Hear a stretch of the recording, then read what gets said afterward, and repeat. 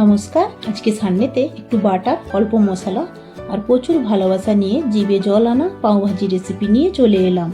চলুন দেখে নিই। প্রথমে কিছু কেটে রাখা সবজি, ফুলকপি, গাজর, আলু, বিটরুট, মটরশুঁটি ভালো করে ধুয়ে নুন আর পাওভাজি মশলা দিয়ে আর কিছুটা জল দিয়ে কুকারে সিটি দিয়ে সেদ্ধ করে ম্যাশ করে নেব।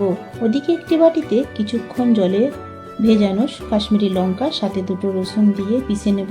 ওদিকে ফ্রাইং প্যান গরম হয়ে আসলে 1 চামচ বাটার দিয়ে সাদা তেল, গোটা জিরে, কাসুরি মেথি দিয়ে ছোট ছোট করে কুচানো পেঁয়াজ দিয়ে নেড়ে, কাঁচা লঙ্কা কুচি, ক্যাপসিকাম দিয়ে নেড়ে হালকা ভাজা হয়ে আসলে হলুদ গুঁড়ো, লঙ্কার গুঁড়ো, জিরে গুঁড়ো, ধনে গুঁড়ো আর কালারের জন্য কাশ্মীরি রেড চিলি পাউডার দিয়ে অল্প জল দিয়ে নেড়ে পিষে রাখা লঙ্কার পেস্ট আর ছোট ছোট করে কুচানো টমেটো, স্বাদ অনুযায়ী নুন দিয়ে ভালো করে কষিয়ে ওপর দিয়ে 1 চামচ পাওভাজি মশলা দিয়ে নেড়ে ম্যাশ করে আবারও নেড়ে সেদ্ধ করে রাখা সবজি দিয়ে নেড়ে পাতিলেবুর রস আর ধনেপাতা কুচি দিয়ে নামিয়ে নিলেই রেডি পাওভাজির মশলা।